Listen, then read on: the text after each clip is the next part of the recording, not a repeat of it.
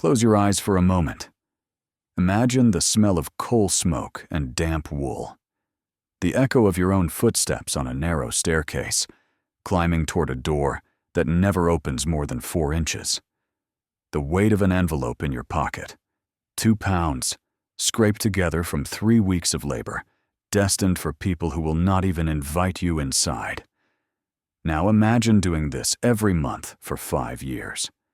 59 times she climbed those stairs.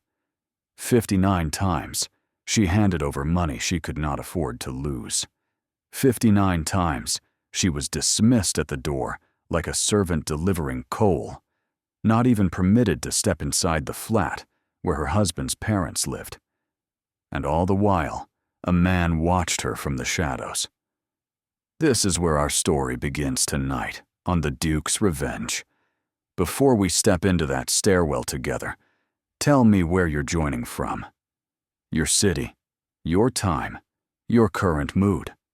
I want to know. We're a global community here, and every comment you leave reminds me that stories connect us across every boundary imaginable. Tonight's tale takes us to the industrial north of England in 1852, where smoke from the shipyards darkens the sky, and the smell of the sea mingles with the stench of poverty. Where a widow named Genevieve has been paying a debt she never owed, mourning a husband who never died, and catching the attention of a man so dangerous that lords cross the street to avoid meeting his eyes. The Duke of Ravenscar has been watching her for 3 years. He has memorized the way she walks, proud even in poverty, dignified even in despair. He has memorized the way she holds her head high even when her boots are worn through, the way she climbs those stairs month after month without ever breaking down, without ever complaining, without ever asking why the world has treated her so cruelly. He has sent doctors when her daughter fell ill and the money for medicine ran out. He has ruined men who spoke cruelly of her in his hearing. And he has been gathering evidence, piece by piece, of a deception so monstrous that when he finally reveals it, the whole of England will tremble. But there is something the Duke has not told her, something that will test everything between them, because Thaddeus Blackwood does not merely want justice for Genevieve Crenshaw. He wants her. He has wanted her from the moment he first saw her, standing alone at a funeral in a dress that did not fit, looking as though the weight of the world was crushing her slowly. He has wanted her through 3 years of watching and waiting, gathering evidence, and suppressing the desperate need to approach her, to touch her, to tell her that someone sees her pain and cares. And a man like the Duke of Ravenscar does not want gently. He wants with an intensity that frightens even himself. He wants with an obsession that has consumed his every waking thought and most of his dreams. He wants with a possessiveness that society would call unseemly and that he himself knows to be dangerous. But he cannot stop. And when Genevieve finally discovers the truth, when she learns that her husband is alive, that she has been deceived, that the man she thought dead has been watching her climb those stairs and laughing at her devotion, she will need someone strong enough to help her tear down the lies that have imprisoned her. She will need someone who loves her enough to wait, someone who will burn the world down for her if she asks. And the Duke of Ravenscar has been waiting for a very long time. Let me take you back to the 5th of October, 1852, where the rain fell like judgment upon the cobblestones of Hartlepool, and where Genevieve Crenshaw climbed the stairs to apartment 14 for what she believed would be the 59th time. The smell hit her first, coal smoke and mildew, and the particular staleness of a building where windows were never opened. Thornton Buildings had stood in the shadow of the shipyards for nearly 50 years, and every one of those years had left its mark upon the walls, the stairs, the very air that hung in the narrow stairwell like something that had died and been forgotten. Genevieve paused on the third-floor landing, pressing her hand against the whalebone stays beneath her morning dress. The black bombazine had grown thin at the elbows and frayed at the hem, but she had neither the money nor the heart to replace it. 5 years a widow, and still she wore the color of grief, partly from economy, partly from habit, and partly because the darkness suited the hollow place inside her chest where hope had once resided. She did not know that someone was watching her. From the shadows of the alley across the street, concealed behind the grimy window of an empty shop, a man stood motionless, his pale gray eyes fixed upon the entrance to Thornton Buildings. He had been standing there for 3 hours, waiting for her to arrive, as he had waited on the 5th of every month for nearly 2 years. His coat was worth more than the entire building before him. His name was spoken in whispers from London to Edinburgh. And his attention, at this moment, was focused entirely on a widow in a threadbare dress who had no idea he existed. Thaddeus Blackwood, 6th Duke of Ravenscar, watched Genevieve Crenshaw disappear into the stairwell, and his hands clenched into fists at his sides. Soon, he told himself. Soon he would have enough evidence. Soon he would be able to approach her, to tell her what he knew, to watch her face when she learned the truth about the husband she had mourned for 5 years. And then, he cut the thought off before it could fully form. He had no right to think of "and then."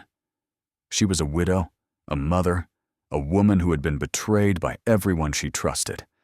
She did not need a man like him. Cold, obsessive, capable of violence that would horrify her if she knew. She needed justice, protection, the restoration of what had been stolen from her. She did not need to know that the Duke of Ravenscar had been unable to sleep for 3 years because her face haunted his dreams. She did not need to know that he had nearly killed a man last winter for making a crude joke about the pretty widow who couldn't keep her husband alive. She did not need to know that he had built a shrine of information about her in his private study.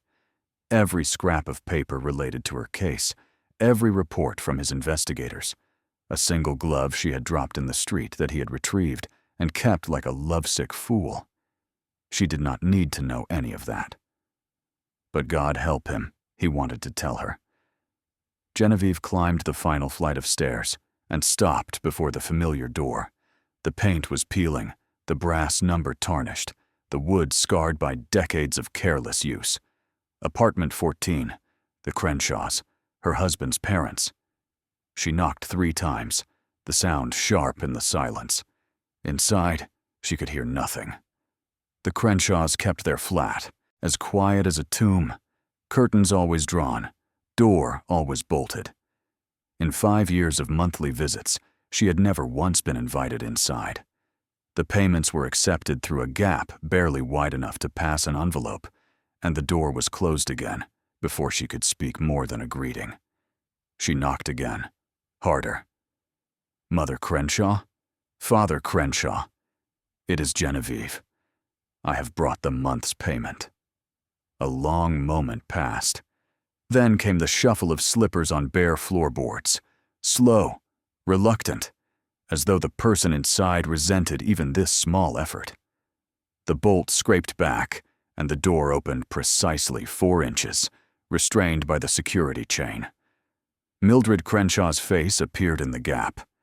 She was 63 years old, but looked a decade older. Her hair gray and thin, her face carved from angles and disapproval, her eyes pale as river stones and twice as cold. She did not smile. She had never smiled at Genevieve, not even on the day of the wedding, when most mothers-in-law at least pretend warmth. "You are early," Mildred said flatly. "The 5th is tomorrow." "Forgive me, Mother Crenshaw. Tomorrow I must work through the evening. I did not want to miss the payment." From somewhere inside the flat, Genevieve heard a sound, a creak, like a floorboard shifting beneath weight. Her eyes flickered toward the darkness beyond Mildred's shoulder, but she could see nothing through the narrow gap. Is Father Crenshaw well? I thought I heard. You heard nothing. Mildred's voice was sharp as a blade. My husband is resting. His rheumatics pain him terribly. He cannot be disturbed. Now, it is important to understand what Genevieve's position truly meant in 1852 England. Under the laws of coverture that governed married women's rights throughout the 19th century, a wife was legally absorbed into her husband's identity the moment she spoke her wedding vows. She could not own property in her own name, could not sign contracts, could not sue or be sued, could not even keep her own earnings without her husband's permission. When a husband died, his widow inherited nothing automatically. Everything passed to the nearest male relative, unless specifically willed otherwise. Walter Crenshaw had left no will, and so his father, Silas, had claimed everything. The small house in Sunderland, the furniture, even the silver candlesticks that had been Genevieve's grandmother's wedding gift. All of it absorbed into the Crenshaw family's possession, leaving Genevieve with nothing but her clothes, her daughter, and a debt she had never known existed until the day after the funeral. £60, they said. Money given to Walter before he departed for the coal fields of Durham, to be repaid with interest upon his return. They had produced no paperwork, no record of the loan, but Genevieve had been too devastated to question it. She had accepted their word, accepted her responsibility, accepted 5 years of monthly payments that had cost her nearly everything she had.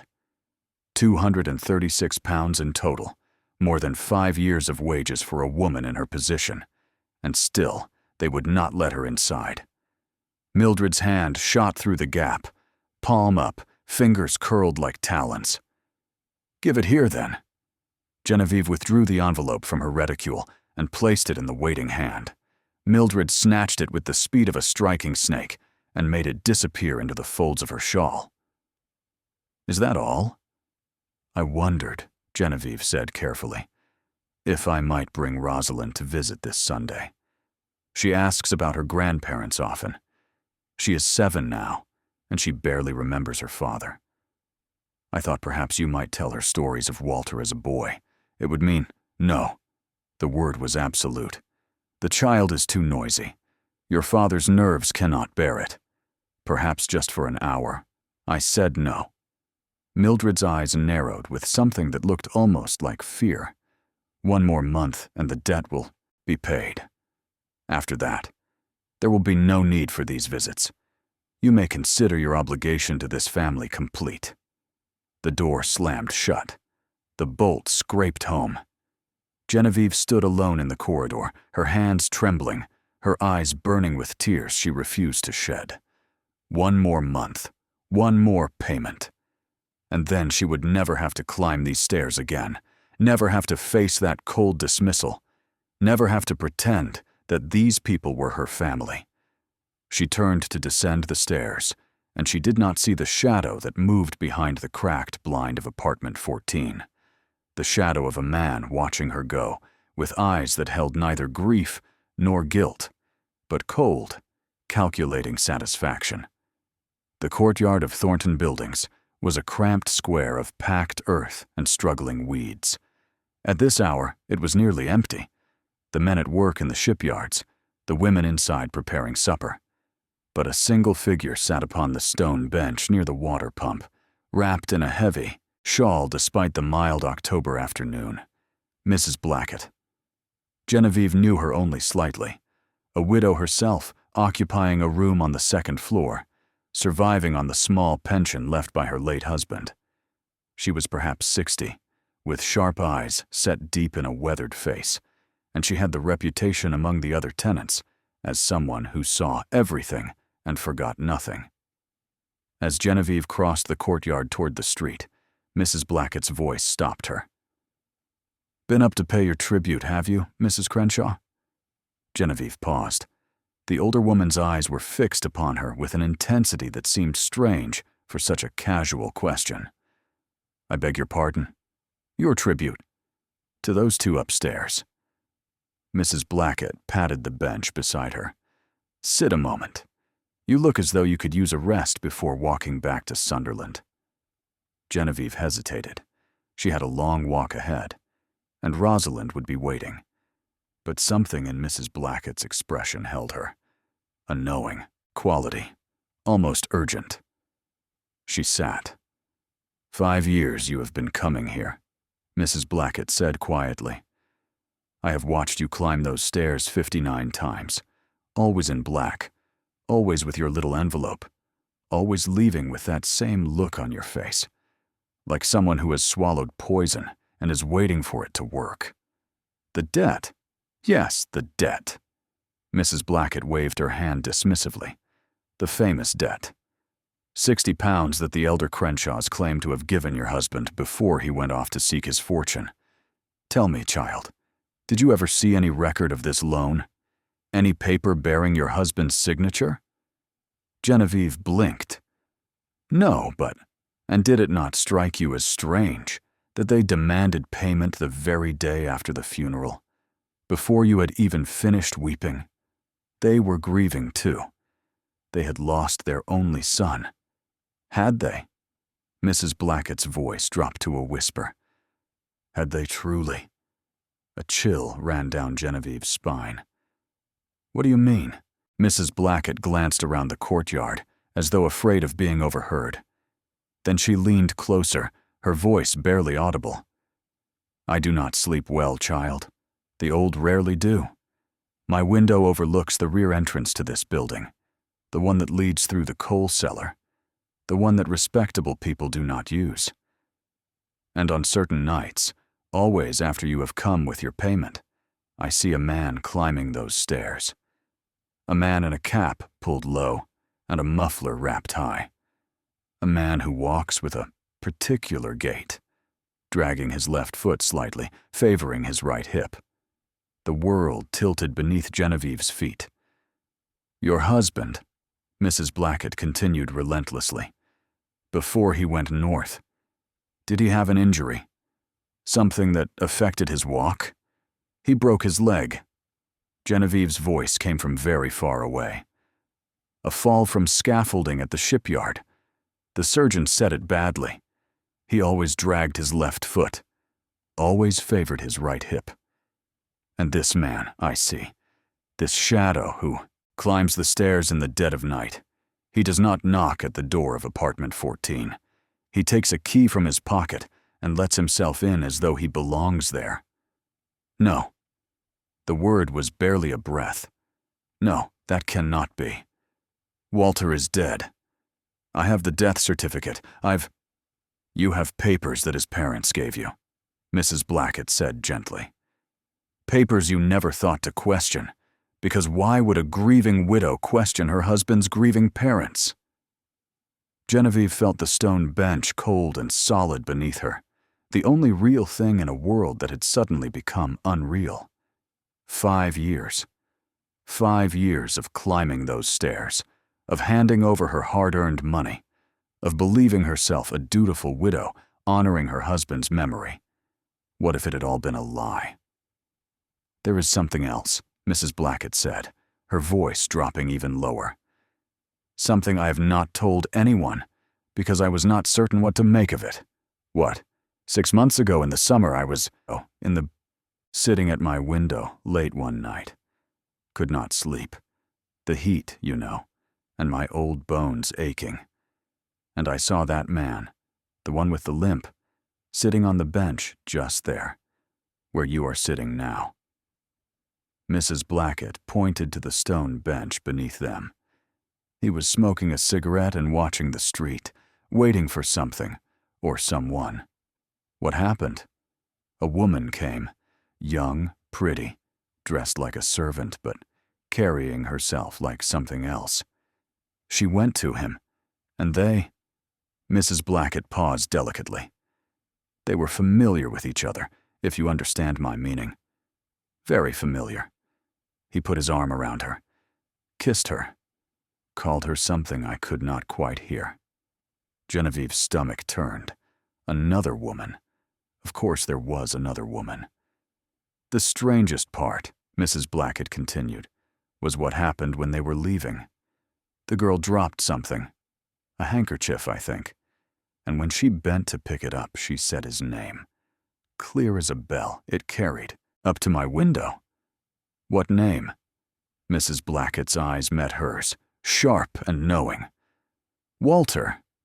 The name struck like a physical blow. Walter. Her husband's name, spoken by another woman in the courtyard of the building where his parents lived. A man with his walk, his build, his key to their flat. I may be wrong, Mrs. Blackett said again. I am old, and my eyes are not what they were. But if I were you, child, I would want to know the truth. And I would want someone with resources, real resources, to help me find it. Who? I have no one. No money. No connections. There is a man. Mrs. Blackett's voice dropped to barely a whisper. A man who has been asking questions about you. A man whose carriage I have seen parked on the street outside when you come to make your payments. A man with the power to move mountains if he chooses. Who? The Duke of Ravenscar. The name sent ice down Genevieve's spine. Everyone in the north of England knew of the Duke of Ravenscar, the coldest man in Britain, they called him. The Duke who had destroyed families who crossed him, who had never married, who was rumored to have a heart of granite and a soul of ice. Men feared him. Women avoided him. Even other aristocrats spoke his name in whispers. Why would a duke care about me? Genevieve asked. That, Mrs. Blackett said, is exactly the question you should ask him. Because I have watched his carriage, child. I have seen the curtain twitch when you walk by. I have noticed the way his driver positions himself so that his master has a clear view of the entrance to this building. Whatever his reasons, the Duke of Ravenscar has been watching you for a very long time. Genevieve rose from the bench on unsteady legs. Her mind was reeling, trying to process everything she had heard. The shadow on the stairs, the woman in the courtyard, the Duke in his carriage. Thank you, Mrs. Blackett, she said. You have given me much to consider. Consider quickly, child. The old woman picked up her mending, her needle resuming its steady rhythm as though they had been discussing nothing more important than the weather. If what I suspect is true, then every day you delay is another day they profit from your pain. And men who would do such a thing to their own family, they are capable of anything. Genevieve walked the 4 miles back to Sunderland in a daze, barely noticing the mud that soaked through her worn boots or the chill wind that cut through her thin coat. Her mind was a tempest, tearing apart 5 years of memories and examining each one for cracks. The letter announcing Walter's death had come from the mining company. Brief, formal, unsigned. His body, they said, was too damaged by the tunnel collapse to be transported. He had been buried in the company cemetery with full Christian rites. But she had never seen the body. She had never visited the grave. She had never questioned any of it, because why would she? Why would Walter's own parents lie about their son's death?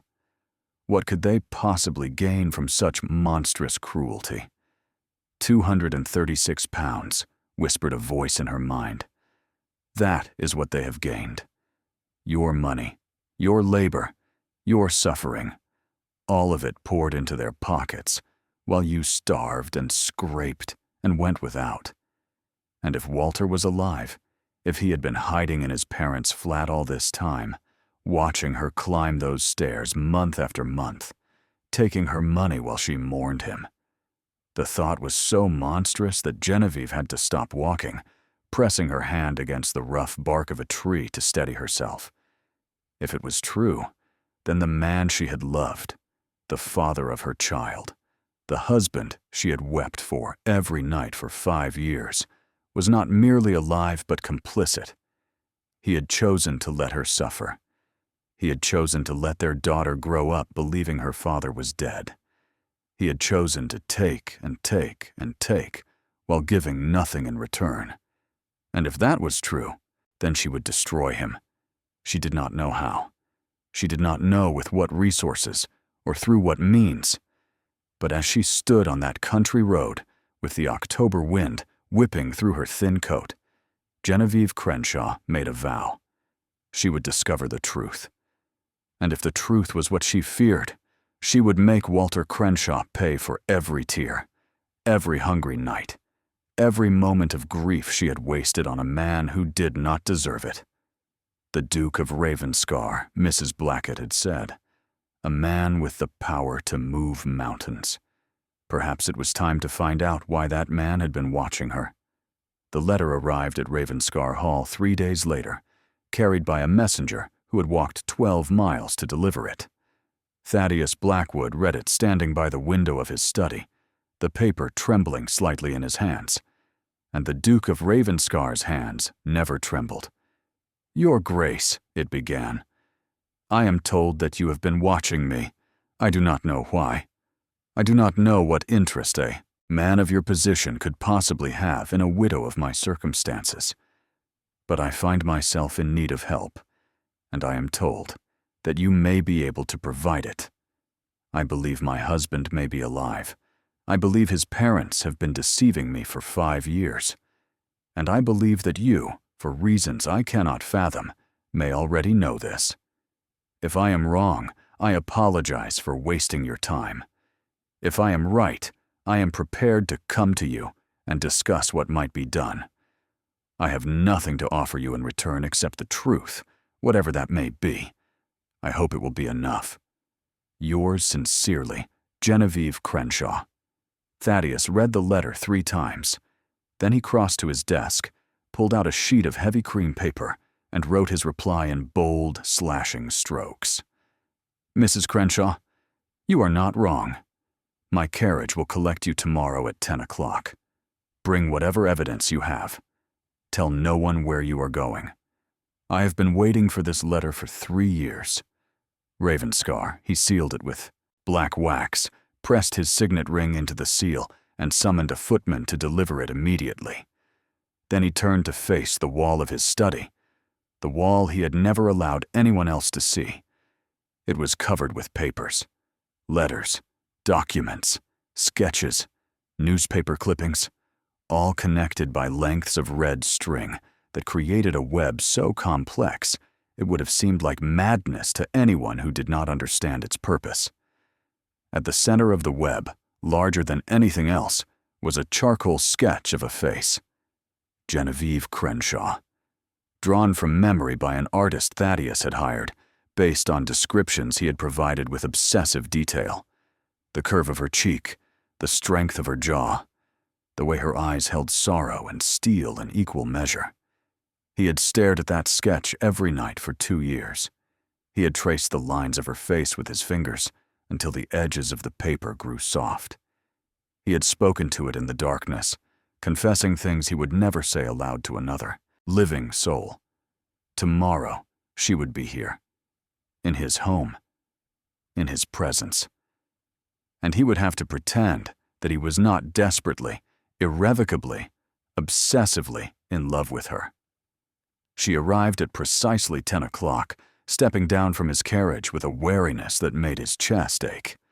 She was wearing the same black dress she always wore. He knew every patch, every mend, every place where the fabric had grown thin. Her hair was pinned back severely, and her face was pale but composed. She looked, he thought, like a woman preparing for battle. Good. She would need that strength for what was to come. He met her in the entrance hall, unable to wait in the drawing room like a civilized man, unable to pretend he was not desperate to see her up close for the first time in 3 years of watching from a distance. "Mrs. Crenshaw," his voice came out rougher than he intended. "Thank you for coming." She looked up at him, really looked, for the first time, and he saw something flicker in her eyes. Surprise, perhaps, that he was younger than she had expected, or wariness at the intensity she saw in his face, or something else entirely, something he didn't dare to name. "Your Grace," she curtsied, and even that simple movement was graceful despite her obvious exhaustion. "I confess, I am not certain why I'm here, only that I have nowhere else to turn." "I know." He had to stop himself from reaching for her, from pulling her into his arms, and promising that he would fix everything, that he would burn the world down for her if she asked. "Come, there is much I need to show you." He led her through the halls of Ravenscar, past portraits of grim-faced ancestors and suits of armor that had seen actual battle, up a staircase and down a corridor to the door of his private study. He hesitated with his hand on the handle. There was something he should tell her. Something his investigators had uncovered 3 months ago, something he had buried in his desk drawer and never added to the wall of evidence. Something that would hurt her beyond measure, and that he had convinced himself she did not need to know. The other woman. The girl Mrs. Blackett had seen in the courtyard. His men had found her, a seamstress named Lily Porter, 22 years old, living in a boarding house in Newcastle. She had been Walter's mistress for 2 years, and she was carrying his child. Thaddeus had paid for her silence, had set her up with money and lodgings far from Hartlepool, had made her sign papers, promising never to contact the Crenshaw family. He had told himself he was protecting Genevieve, that she had suffered enough, that she did not need to know her husband had not only faked his death, but had been building a new life with another woman while his wife starved. But the truth was uglier than that. He had hidden the evidence because he was afraid. Afraid that if Genevieve knew the full scope of Walter's betrayal, she would break completely. Afraid that she would see Thaddeus's decision to hide it as just another man making choices for her without her consent. Afraid that she would never forgive him. And so, he had lied. By omission, perhaps, but a lie nonetheless. He pushed the thought away. Later. He would tell her later, when she was stronger, when the initial shock had passed. For now, she needed to see the evidence that would set her free. "What you are about to see," he said quietly, "may disturb you. It is evidence of a deception so complete, so cruel, that when I first began to uncover it, I did not want to believe it was possible. But I need you to understand the scope of what has been done to you before we proceed. Show me." He opened the door. Genevieve stepped inside and stopped dead. The wall of evidence loomed before her, the letters, the documents, the web of red string connecting them all. And at the center, unmistakable even in charcoal, the face of her dead husband. "You knew," she whispered. "You knew he was alive." "I suspected. I have been gathering proof for 18 months. Thaddeus moved to stand beside her, close enough to catch her if she fell, careful not to touch her. "The mining company that supposedly employed him does not exist. The death certificate was signed by a physician who died 7 years before Walter's supposed accident. The man who delivered the news of his death to his parents is a known forger with connections to your father-in-law." "How long?" Her voice was barely audible. "How long have you known?" "I began to suspect 3 years ago when I first—" He stopped, choosing his words carefully. "When I first noticed you. The debt made no sense. The payments made no sense. The Crenshaw's behavior made no sense unless they were hiding something." She turned to face him, and he saw tears streaming down her cheeks. Not tears of grief, but of rage. 3 years, she said. "You have known for 3 years, and you said nothing. I had suspicions, not proof. If I had come to you with speculation, I had a right to know." Her voice rose, cracking with fury. "I had a right to decide for myself whether to pursue this, whether to risk everything on suspicion. You had no right to keep this from me, to watch me suffer while you gathered your evidence like a man obsessed." He stepped closer, unable to stop himself. "Like a man who could not sleep Because the thought of your pain was unbearable?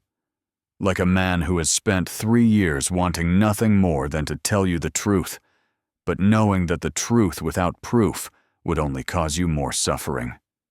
She stared at him, her breath coming fast, her eyes wide. Why? The word was barely a whisper. Why do you care what happens to me? Thaddeus knew he should lie, should tell her it was merely justice, merely the righting of a wrong, merely the duty of a powerful man to protect the innocent. He should maintain the distance that propriety demanded, the coldness that had protected him for 37 years. But he found that he could not lie to her. Not now. Not ever. Except, whispered a voice in his mind, for the lie you are already telling. The lie of omission. The other woman. The child. He silenced the voice. Because I have been in love with you since the first moment I saw you, he said quietly. Because you have haunted my every waking thought, and most of my dreams. Because I would burn this entire country to the ground if it would make you smile. The silence that followed was absolute. Then Genevieve did something he never expected. She slapped him. The crack of her palm against his cheek echoed through the study, and Thaddeus did not move, did not flinch, did not look away from her blazing eyes. You do not know me, she said, her voice shaking with fury. You have watched me from a distance, constructed some fantasy of who I am, and now you expect me to be grateful? To fall into your arms because the great Duke of Ravenscar has deigned to notice my suffering? No. His cheek burned where she had struck him, and he welcomed the pain. I expect nothing. I am telling you the truth because you asked for it, and because you deserve nothing less. You may hate me for what I have done. You may walk out of this house and never return. But I will still help you destroy the people who betrayed you, because that is what you deserve. And I will ask nothing in return. Why should I believe you? Because I am about to give you something that no one else can give you. He turned to his desk and picked up a leather folder. Proof. Irrefutable, undeniable proof that your husband is alive, and that his parents have been stealing from you for 5 years. With this evidence, you can go to the magistrate. You can have them arrested. You can get back everything they have taken from you. He held out the folder. Genevieve did not take it. What do you want? She asked. Truly. No man does what you have done without wanting something in return. Thaddeus met her eyes, and for the first time in his adult life, he allowed someone to see the truth of what lay beneath his frozen exterior. I want you, he said simply. I want to wake up beside you every morning and fall asleep beside you every night. I want to give your daughter the life she deserves and watch you smile without sorrow. I want everything you are willing to give me, and I will wait as long as it takes for you to trust me enough to give it. And if I never trust you, if I take your evidence and walk away and never see you again, then I will spend the rest of my life knowing that I helped you find justice, and that will have to be enough. Genevieve stared at him for a long moment. Then, slowly, she reached out and took the folder from his hands. Show me everything, she said, and then we will see. The evidence was damning. Thaddeus walked her through every document, every report, every piece of the puzzle he had, assembled over 18 months of investigation. He did not rush, did not summarize, did not spare her any detail. She had asked for the truth, and he would give her all of it, even the parts that would hurt. This is the letter your in-laws claim to have received from the mining company, he said, spreading a worn piece of paper on his desk. Notice the handwriting. Rough, unpracticed, nothing like the careful script of a company clerk. Notice there is no letterhead, no seal, no official marks of any kind. And notice the address at the top. Genevieve looked. 14 Blackwood Lane, Durham. I sent men to that address. It is a vacant lot. Has been for 20 years, ever since the building that stood there burned down." He produced another document. "This is the death certificate, signed by a Dr. William Hartley of Durham General Hospital, attesting that he examined your husband's body and determined the cause of death to be traumatic injuries sustained in a tunnel collapse. And Dr. William Hartley died in 1845, 7 years before he supposedly signed this certificate." Genevieve felt the blood drain from her face. Now, it is important to understand what resources a man like the Duke of Ravenscar could bring to bear on such an investigation. In the mid-19th century, the official police forces were still finding their footing. The Metropolitan Police had only been established in 1829, and outside London, law enforcement remained fragmented and often ineffective. Private inquiry agents filled the gap, operating in a shadowy space between the respectable world and the criminal underworld they investigated. These were men who knew how to ask questions without arousing suspicion, how to follow a trail through records and registries, how to piece together the truth from fragments of information scattered across multiple counties. The Duke had engaged the best of them, former Bow Street runners, discharged soldiers with sharp minds, men who had made careers out of uncovering secrets that powerful people wished to keep buried. And what they had found, in 18 months of methodical investigation, was a conspiracy so deliberate, so calculated, that it took Genevieve's breath away. "This man," Thaddeus said, producing a sketch, "is Josiah Marsh. He has served 2 terms in Newcastle jail for forgery and fraud. He is also the man who delivered the news of your husband's death to his parents, the supposed company representative who brought the urn of ashes and the death certificate." "How do you know it was him?" "Because my investigators tracked him down and persuaded him to talk." Something flickered in the Duke's eyes, something hard and dangerous. "He confessed to forging the death certificate, to fabricating the letter from the mining company, to filling an urn with common ash from a fireplace. He was paid £15 for his services. By your father-in-law." £15. Her father-in-law had paid £15 to destroy her life. "There is more," Thaddeus said quietly. "The surveillance reports." He handed her a thick folder, and Genevieve began to read with trembling hands. For 3 months, the Duke's men had watched Thornton Buildings around the clock. They had documented every person who entered and left, every delivery, every pattern of light and shadow in the windows.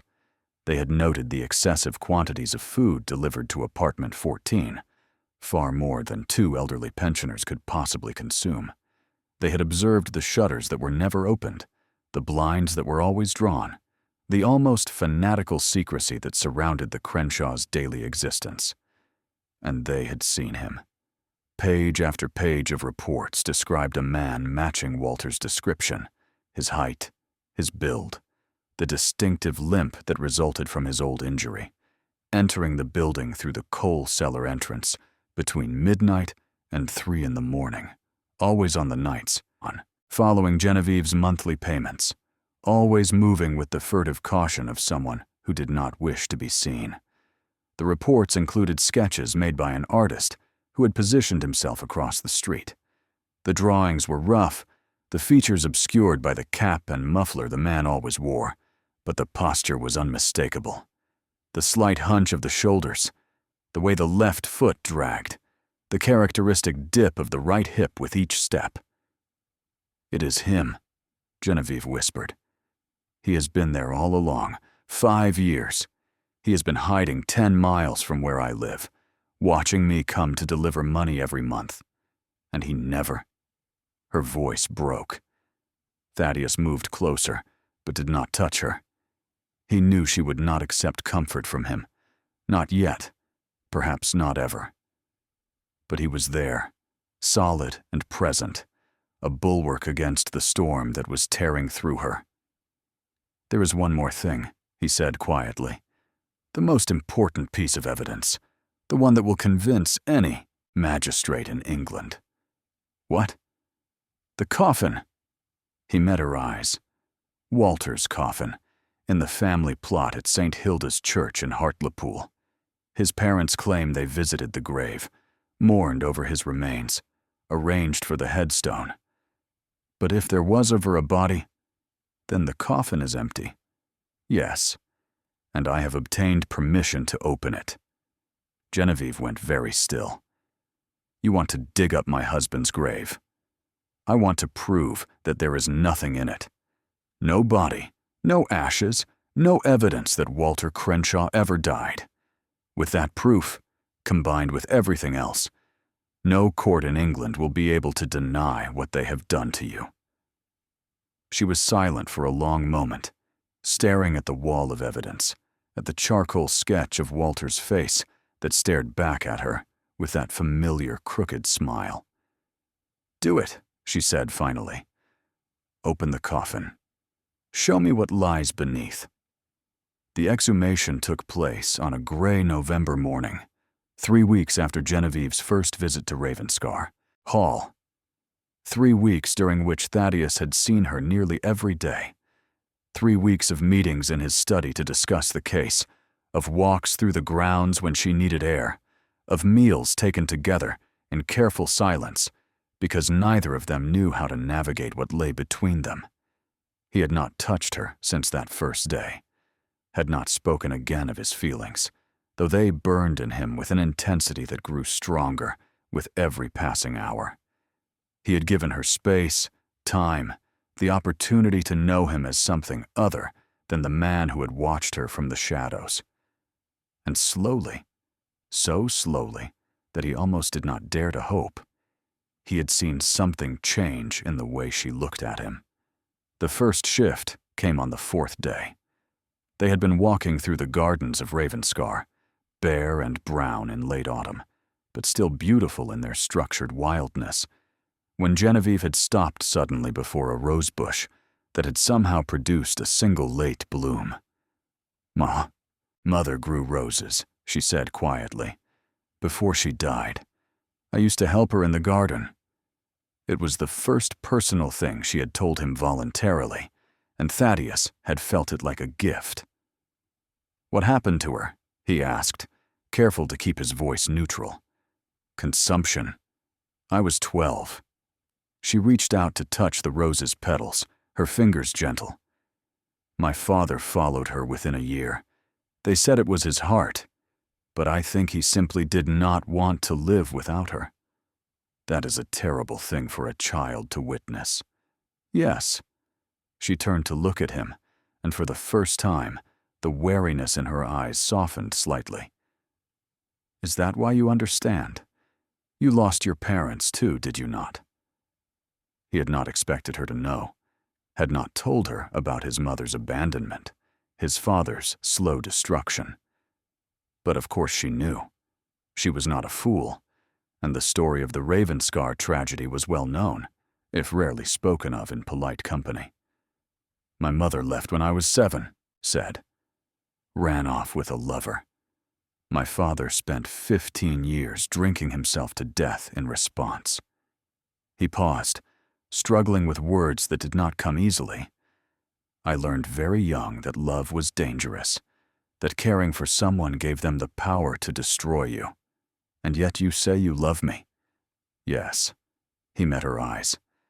"I have spent 30 years avoiding exactly this feeling. And then I saw you, and I discovered that some things cannot be avoided, no matter how hard you try." She did not respond to that. But when they continued walking, she allowed him to fall into step beside her, close enough that their shoulders almost brushed. It was, he knew, the smallest of victories, but he treasured it like gold. The second shift came during the second week. They had been reviewing surveillance reports in his study when a maid knocked to announce a visitor, a Mr. Edward Thornton, a barrister from Newcastle who had heard about the case and wished to offer his services. Thornton was everything Thaddeus was not. Warm, charming, easily conversational. He had a pleasant face and an easy smile, and when he looked at Genevieve, there was undisguised admiration in his eyes. "A terrible business, Mrs. Crenshaw," he said, taking her hand and holding it just a moment too long. "I cannot imagine what you have suffered. If there is anything I can do to ease your burden—" "Mr. Thornton," Thaddeus's voice cut through the barrister's charm like a blade. "I believe I mentioned that Mrs. Crenshaw's legal affairs are already being handled. Of course, Your Grace. I merely wish to offer—" "Your offer is noted and declined. My butler will show you out." The dismissal was brutal, and Thornton's face flushed with humiliation. He bowed stiffly to Genevieve and retreated, leaving silence in his wake. Genevieve turned to Thaddeus with raised eyebrows. That was remarkably rude. He was wasting your time. He was offering to help. He was looking at you as though you were something to be acquired. Thaddeus's jaw was tight, his hands clenched at his sides. "I will not permit—" He stopped himself, but it was too late. The words hung in the air between them, revealing more than he had intended. "You will not permit?" Genevieve's voice was soft, but there was steel beneath it. "I was not aware that I required your permission to speak with anyone. You do not." He forced himself to unclench his hands, to breathe slowly, to control the jealousy that had surged through him like poison. "Forgive me. I spoke out of turn. You are jealous. It was not a question, and Thaddeus did not insult her intelligence by denying it. "Yes." "Of a man I spoke with for less than 5 minutes." "Yes. That is not rational." "No." He met her eyes, allowing her to see the truth of what he felt, the desperate, consuming need that he had spent 3 years trying to suppress. "I have told you what I am, Genevieve. I have never pretended to be otherwise. I am obsessive. I am possessive. I am jealous of every man who looks at you, every person who makes you smile, every moment of your time that is not spent with me. That should frighten me. Yes, it should." She studied him for a long moment, and he could not read what was in her eyes, whether it was fear or disgust or something else entirely. "It does not," she said finally, "and I am not certain what that says about me." She turned and walked out of the study, and Thaddeus was left standing alone, his heart pounding, wondering if he had just destroyed everything or taken the first step toward something more. The third shift came the night before the exhumation. They had worked late into the evening, reviewing the final preparations, ensuring that every detail was in place. A cold dinner had been served, and mostly ignored. The fire had burned low, casting long shadows across the study walls. Genevieve rose to leave, and Thaddeus rose with her, a courtesy so ingrained he did not think about it. "You should sleep," he said. "Tomorrow will be difficult." "I know." She paused at the door, her hand on the frame. "Thank you for everything you have done, everything you are doing. I told you. I know what you told me, that you expect nothing, that you will help me regardless of what I feel." She turned to face him, and in the firelight, her eyes were dark and unreadable. "But I find myself wondering what you would do if I gave you what you wanted." His breath stopped. "What do you mean?" "You said you wanted me. You said you would wait as long as it took." She took a step closer, close enough that he could smell the faint lavender of her soap. "What if I said I was tired of waiting? What if I said I wanted to stop fighting this, whatever this is, and simply let it happen?"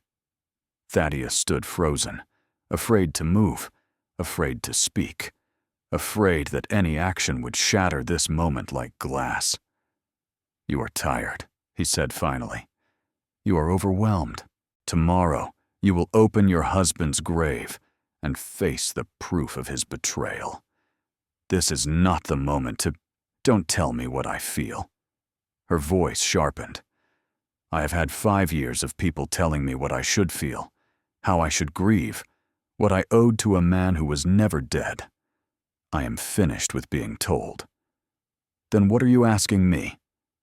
I am asking you to kiss me. She lifted her chin, defiant. I am asking you to stop being noble and careful and respectful, and show me what it feels like to be wanted by someone who actually wants me. Not as a convenience, not as a source of income, as a woman. Every principle Thaddeus possessed told him to refuse. She was vulnerable. She was on the eve of a devastating discovery. Whatever happened between them should happen when she was thinking clearly, not when she was exhausted and overwhelmed and seeking comfort. But when she looked at him like that, with challenge in her eyes and her lips slightly parted, he found that his principles meant nothing at all. He kissed her, not gently, not carefully. He kissed her the way he had imagined kissing her for 3 years, with all the desperate hunger he had been suppressing since the moment he first saw her. His hands tangled in her hair, scattering pins across the floor. His body pressed her back against the doorframe, trapping her between the wood and his chest. He kissed her until they were both breathless, until her fingers were digging into his shoulders, until a small, desperate sound escaped her throat. And then he stopped. It was the hardest thing he had ever done, pulling away from her. But he did it, stepping back, putting distance between them, giving her space to think. "Tomorrow," he said, his voice rough, "after the exhumation, after you have seen the truth and processed what it means. If you still want this, if you still want me, then I will give you everything I have. But not tonight. Not when you might regret it in the morning." Genevieve stared at him, her chest heaving, her lips swollen from his kiss. "You are a very strange man," she said. "Yes. Most men would have taken what I offered. I am not most men."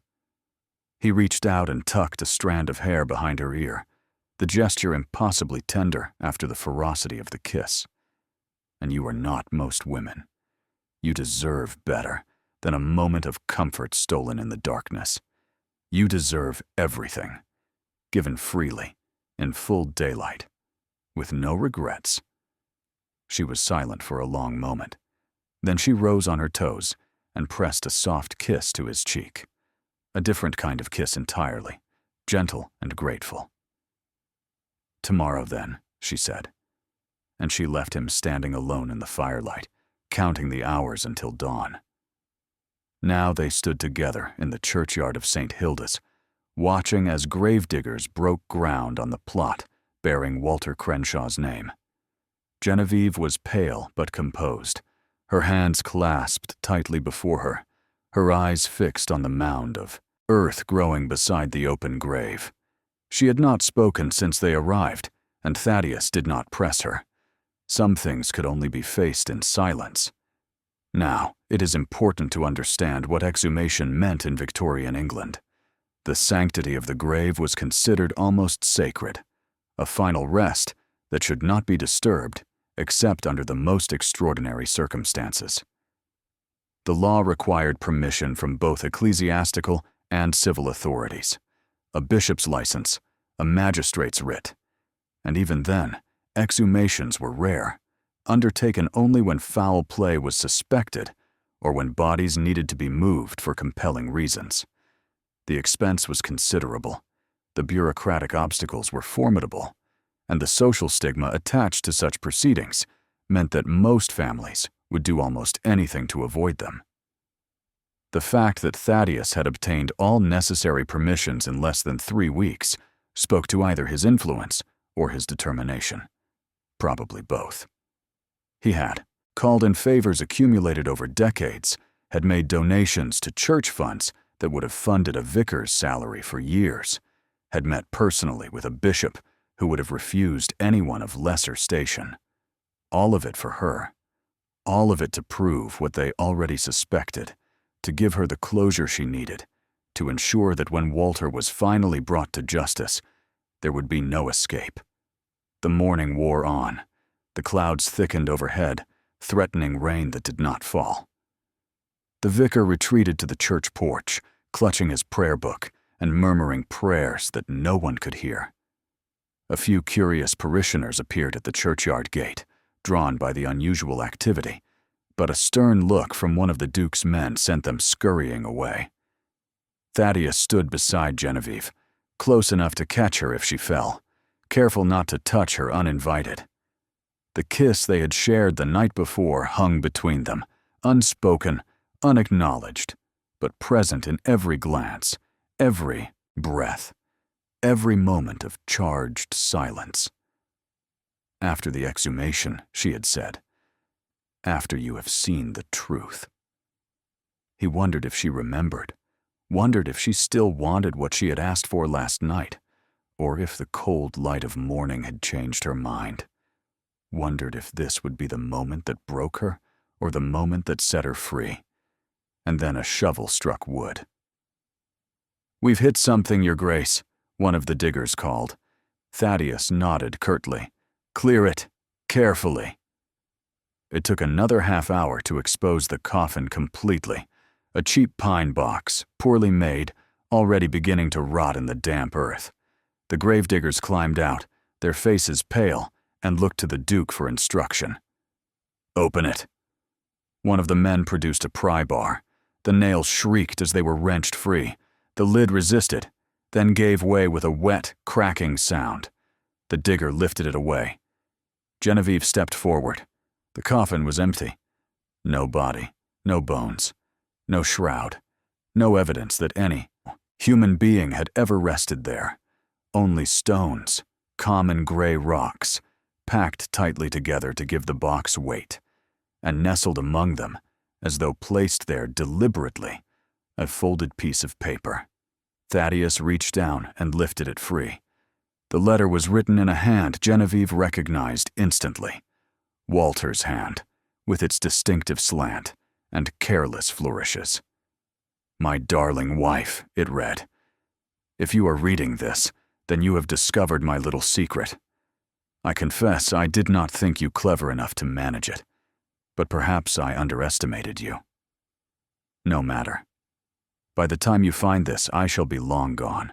To America, perhaps, or somewhere your accusations cannot follow. The debt was a necessity, you understand. I needed money, and you were so very eager to provide it. Thank you for that. You always were a dutiful wife. Give my regards to Rosalind. Tell her, actually, tell her nothing. She is better off believing her father dead than knowing what he truly was. Your devoted husband, Walter." Genevieve read the letter twice. Then she folded it carefully, placed it in her pocket, and turned to face Thaddeus with eyes that burned like frozen fire. "I want him found," she said, her voice steady and cold. "I want him dragged before a magistrate. I want him to pay for every tear I wasted, every night my daughter went hungry, every moment I spent mourning a man who was laughing at me from 10 miles away." "He will not escape," Thaddeus said. "My men have been watching his parents' flat for weeks. He has not left. He believes himself safe." "Then let us go and prove him wrong." The raid happened 2 nights later. Thaddeus had wanted to keep Genevieve away from it. The arrest could be dangerous. Walter might resist. There were 100 things that could go wrong. But she had refused to stay behind, and he had found that he could deny her nothing. "It is my right," she had said, her chin lifted in that defiant way he had come to adore. "He deceived me. He stole from me. He made me mourn him for 5 years, while he lived in comfort 10 miles away. I will be there when he is dragged from his hiding place. I will be the last face he sees before the constables take him. It could be dangerous. I do not care." Her eyes blazed with cold fury. "I have spent 5 years being careful, being dutiful, being the obedient widow who never complained. I am finished with careful. I want to see his face when he realizes the game is over." And so she stood in the shadows, across from Thornton Buildings, wrapped in a dark cloak, watching as constables surrounded the building and prepared to move. Thaddeus stood beside her, close enough to pull her to safety if anything went wrong, his hand resting on the pistol concealed beneath his coat. The night was cold and clear, the stars hidden behind a thin veil of clouds.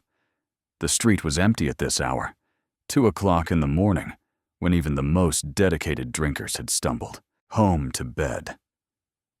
The only sounds were the distant cry of gulls and the soft breathing of the men positioned at every entrance.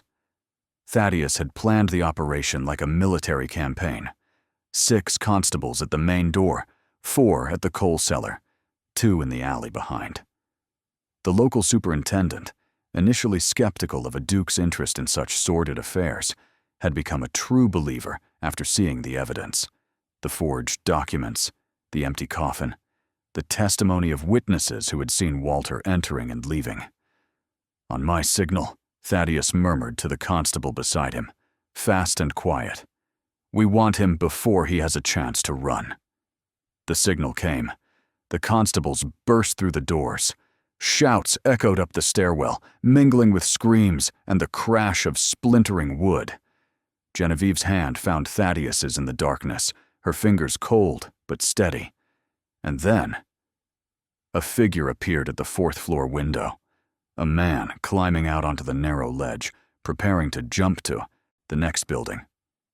Walter. He was thinner than Genevieve remembered, his hair long and unkempt, his face covered with a patchy beard that made him look like a vagrant rather than the handsome man she had married. But there was no mistaking the way he moved, the slight drag of his left foot, the dip of his right hip, the hunched shoulders of a man who had spent 5 years hiding in the shadows. "He's running," she said. Thaddeus was already moving, racing toward the building, his long legs eating up the distance. Behind him, he heard Genevieve call his name, but he did not stop. Walter had a head start. He had leaped to the next roof, stumbled, regained his footing, disappeared over the ridge. The chase lasted nearly an hour.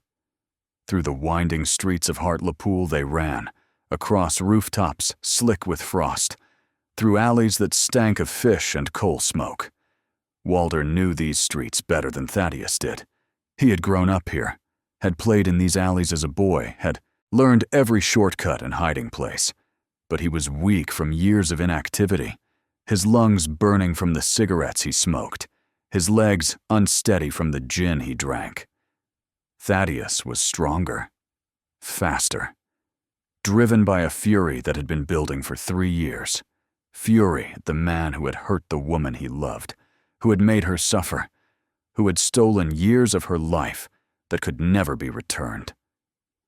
Behind them both, Genevieve followed on foot, refusing to stay behind, despite Thaddeus's shouted orders.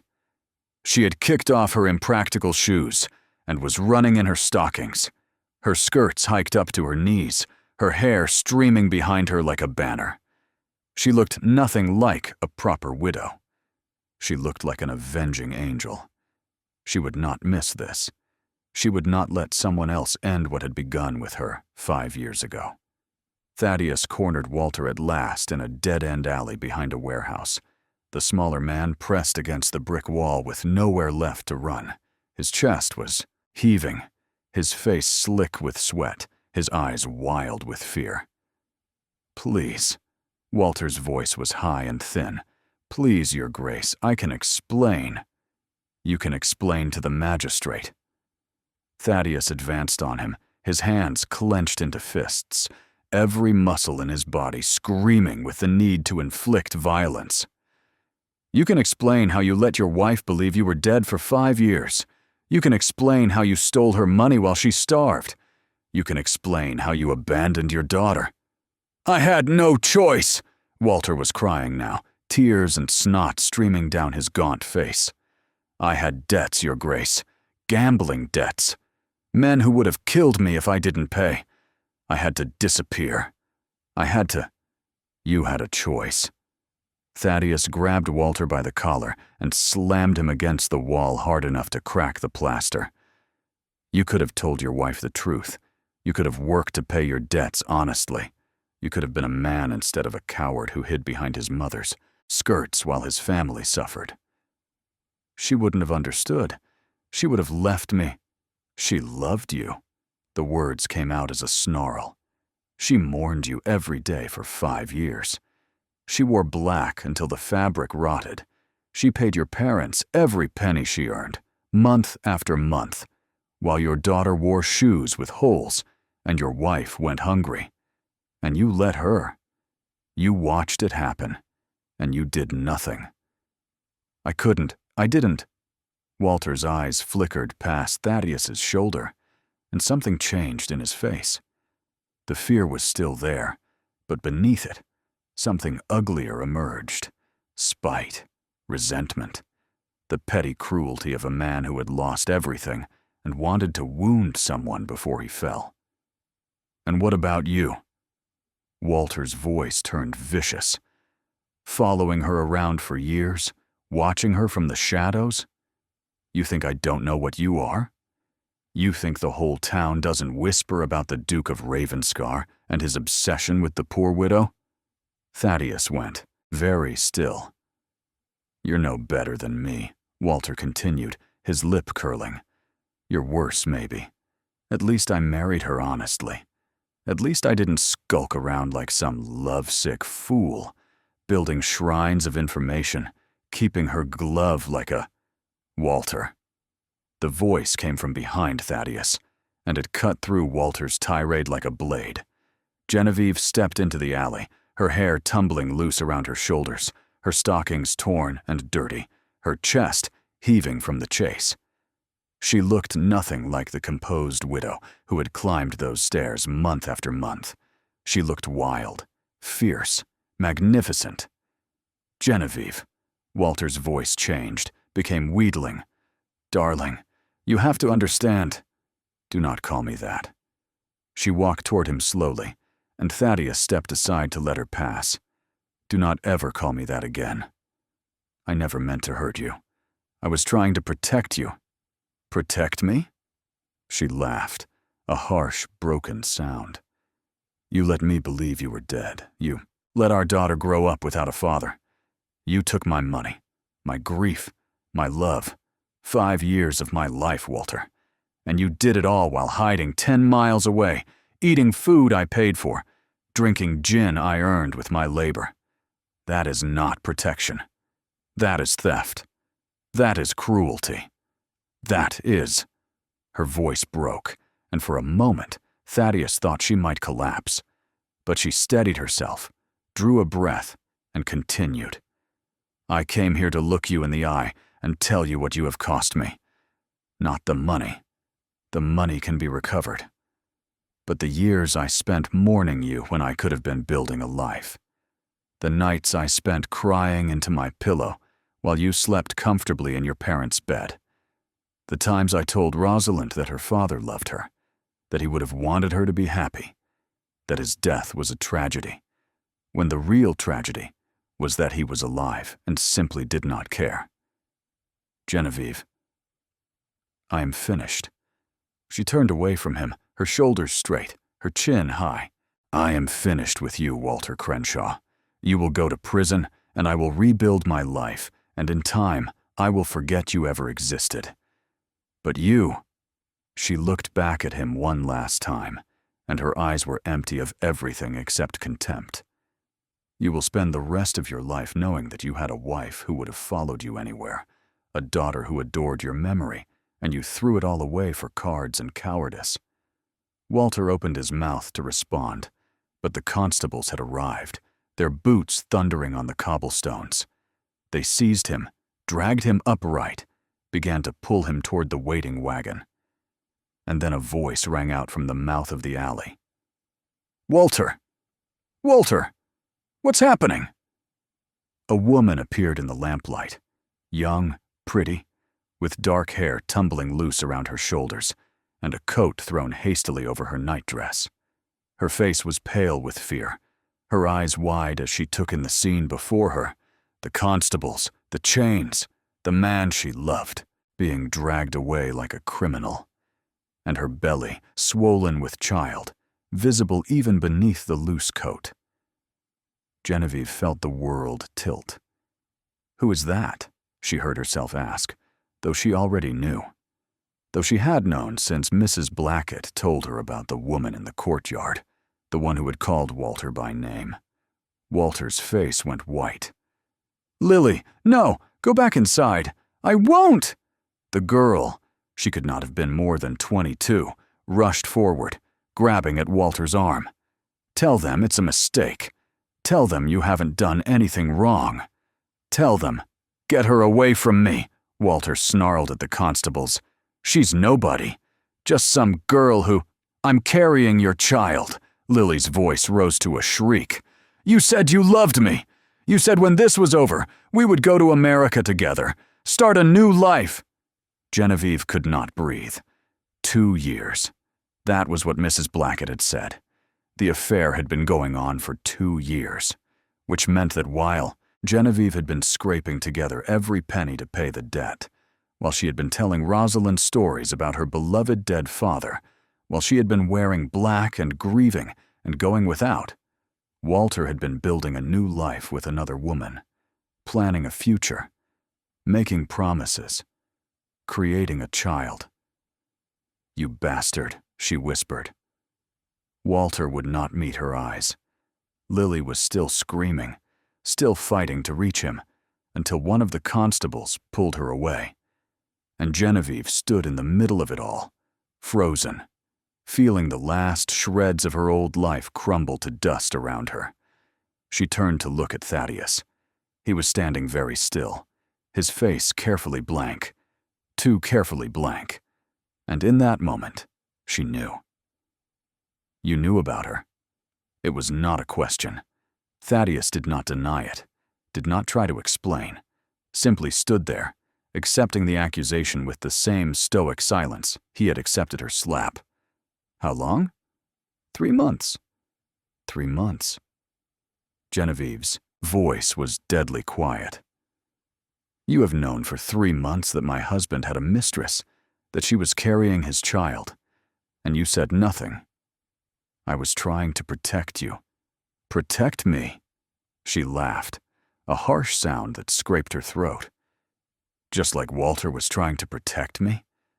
Just like everyone has always tried to protect me by making decisions without my consent, by hiding things I had a right to know, by treating me like a child who cannot handle the truth. Genevieve, no." She stepped back from him, her eyes blazing with a fury that encompassed both men, the husband who had betrayed her and the Duke who had lied to her. "You are no different from him. You watch, you gather information, you make decisions about what I should and should not know, and all the while, you tell yourself it's for my own good. But it's not for my good, Your Grace.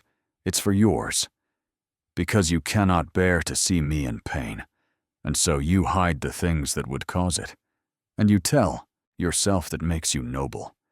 I never claimed to be noble. No, you claimed to love me. But love does not lie.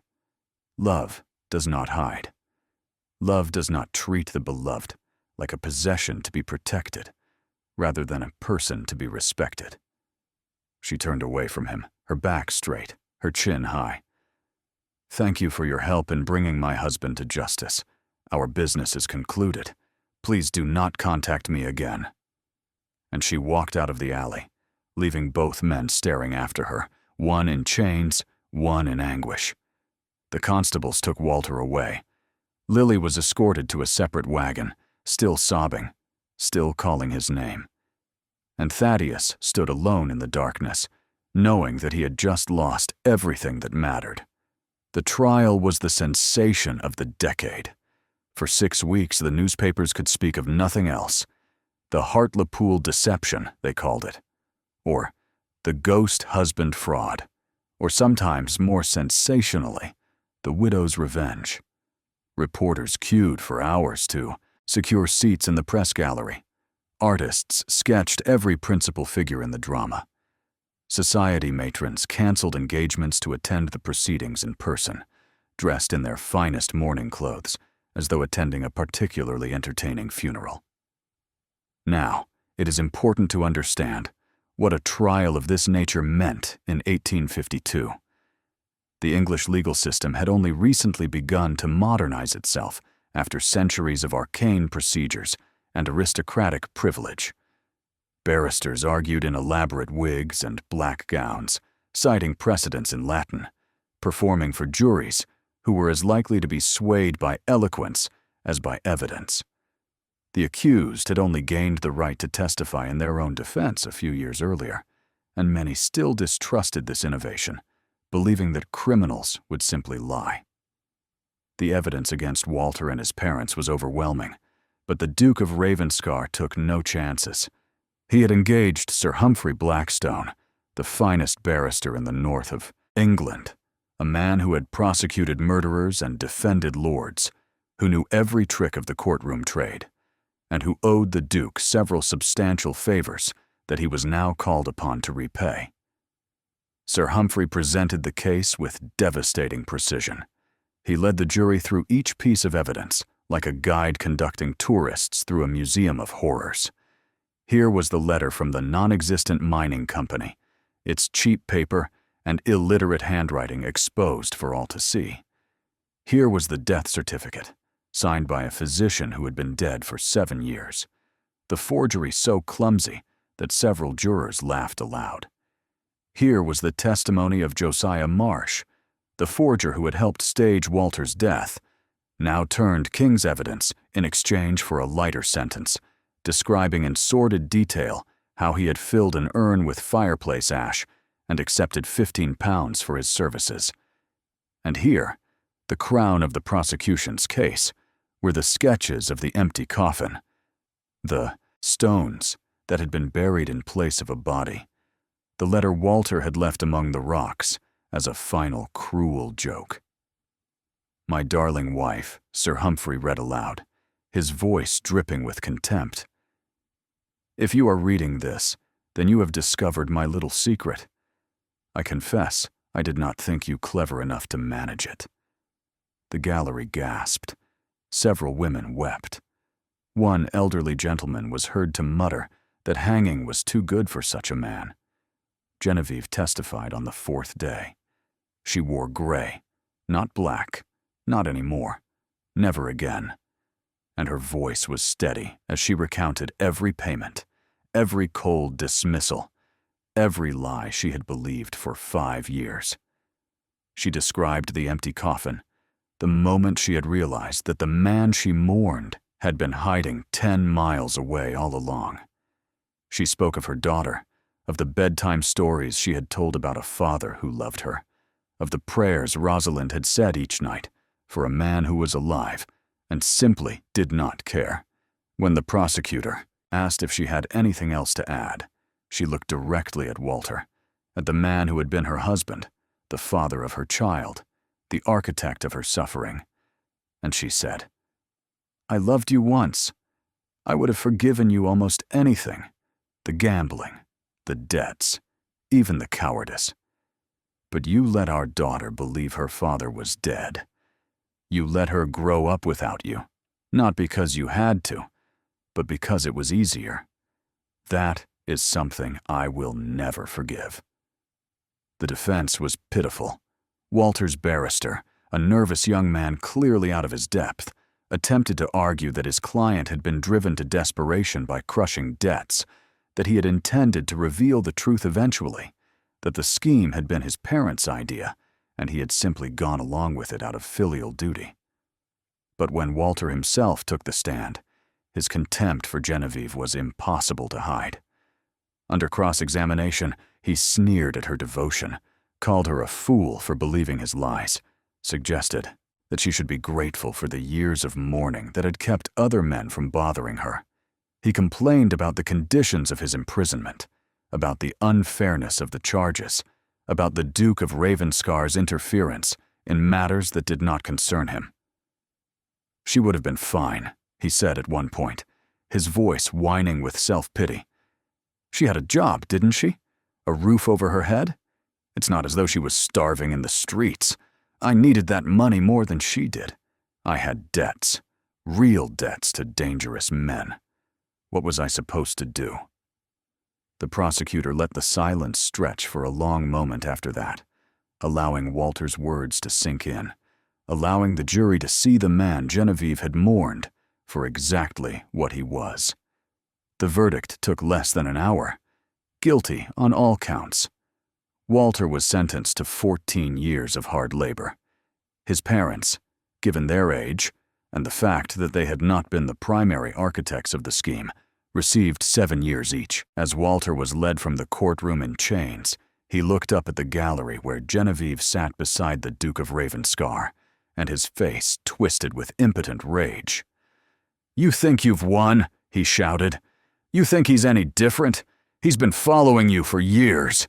He's obsessed with you. You're just trading one cage for another." Genevieve did not flinch, did not look away. "The difference," she said calmly, "is that he never lied to me." But even as she spoke the words, she felt their falseness. Because Thaddeus had lied to her. He had hidden the truth about Lily, about the child, about the full scope of Walter's betrayal. He had made decisions for her without her consent, just as Walter had, just as Walter's parents had. And she did not know if she could forgive him for it. The courtroom fell silent, and then Walter was gone, dragged away by guards, and it was over. In the months that followed, Genevieve tried to rebuild her life. The settlement from the trial was generous. Everything she had paid the Crenshaws returned with interest, plus substantial compensation for her suffering. The house in Sunderland was restored. The silver candlesticks were returned. For the first time in 5 years, she had money, security, comfort. But she could not stop thinking about the Duke of Ravenscar, not with longing, or not only with longing, with anger, too, with a sense of betrayal that she had not expected to feel. He had hidden the truth about Lily from her for 3 months. He had paid the girl off, set her up in lodgings, made her sign papers, all without telling Genevieve that her husband had not only faked his death, but had been building an entirely new life with another woman. He had done it to protect her, he said, to spare her pain. But that was exactly what Walter had said, wasn't it? That he had hidden things to protect her, that he had made choices for her own good, that she was better off not knowing. She had spent her entire adult life being protected by men who thought they knew better. First Walter, hiding his gambling debts until they consumed everything. Then Walter's parents, hiding his supposed death while extracting money from his grieving widow. And now Thaddeus, hiding the existence of a mistress and a child because he thought the truth would hurt too much. When would someone trust her enough to tell her the truth and let her decide for herself how to handle it? 2 weeks after the trial, a letter arrived from Ravenscar Hall. "Genevieve, I know you do not want to hear from me. I know I have forfeited any right to your attention or your time. But I find I cannot let things end as they did without at least attempting to explain. I should have told you about Lily Porter the moment my investigators found her. I should have trusted you to handle the truth, no matter how painful. Instead, I made the same mistake that every man in your life has made. I decided that I knew better than you what you could bear. I told myself I was protecting you. But the truth is that I was protecting myself. I could not bear to see you in more pain. I could not bear to be the one who caused it.